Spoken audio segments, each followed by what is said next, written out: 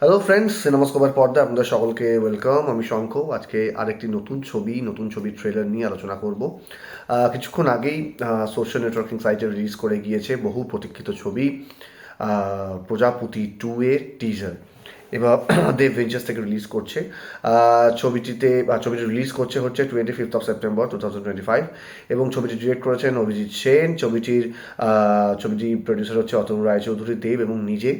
আচ্ছা, কাস্টিংয়ের দিক থেকে মোটামুটি দেখতে পাচ্ছি আমরা সকলের পছন্দের মিঠুন চক্রবর্তী, অপরাজিতা আড্ড, অনির্বাণ চক্রবর্তী, ইধিকা পাল, খরচ মুখার্জি, এছাড়া নানা then the mega star of Bengal Dev অধিকারী।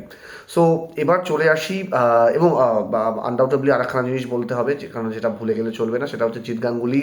অনেক বছর পর জিৎ গাঙ্গুলিকে আবার একটা এরকম ধরনের একটি ছবিতে আমরা দেখতে পাবো। সো এবার চলে আসি ট্রেলারটা কেমন হয়েছে। দেখুন, ট্রেলার ভালো কি মন্দ এই বিষয় নিয়ে আমার সেই বলার ধৃষ্টতা নেই, অত বড় মানুষ আমি নই, বাট স্টিল আমি বলবো, ট্রেলারটা যখন দেখলাম,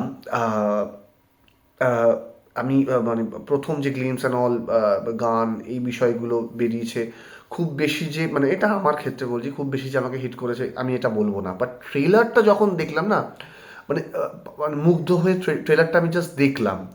হ্যাঁ, মানে ওই সময়টায় কোনো কথা বলার কোনো জায়গা থাকলো না, এত সুন্দর মানে ওয়েল এডিটেড একটি ট্রেলার, এবং তার সঙ্গে সুন্দর করে জনরাটা তো ছবির একটি ড্রামা, তো ড্রামাটাকে কি সুন্দরভাবে ট্রেলারের মধ্যে দিয়ে বিল্ড আপ করা, প্রতিটি ক্যারেক্টারকে বিল্ড আপ করে তার ক্রাইসিসকে বিল্ড আপ করা, সেই ক্রাইসিসের মধ্যে চলে আসছে মানে একটি ক্যারেক্টারের ক্রাইসিস, অন্য একটি ক্যারেক্টারের ক্রাইসিস, তার বোন বা তার ভাইয়ের একটি ক্রাইসিস, বা কোনো না কোনো জায়গা থেকে ট্রেলার একটা জায়গা থেকে মানে ডিফারেন্সিয়েট করছে যখন অনির্বাণ চক্রবর্তীর যখন এন্ট্রি হচ্ছে, সেখান থেকে একটা একটা জায়গা, একটা গ্রে শেড তৈরি হচ্ছে তার ক্যারেক্টারের ওপর।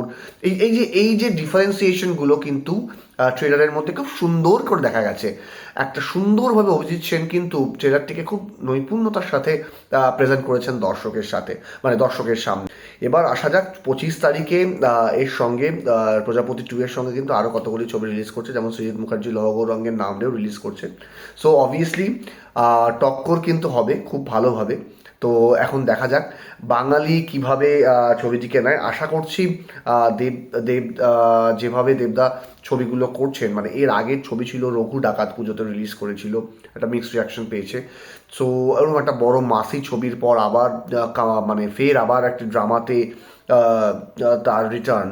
সো অবভিয়াসলি এটা একটা মানে কি বলবো,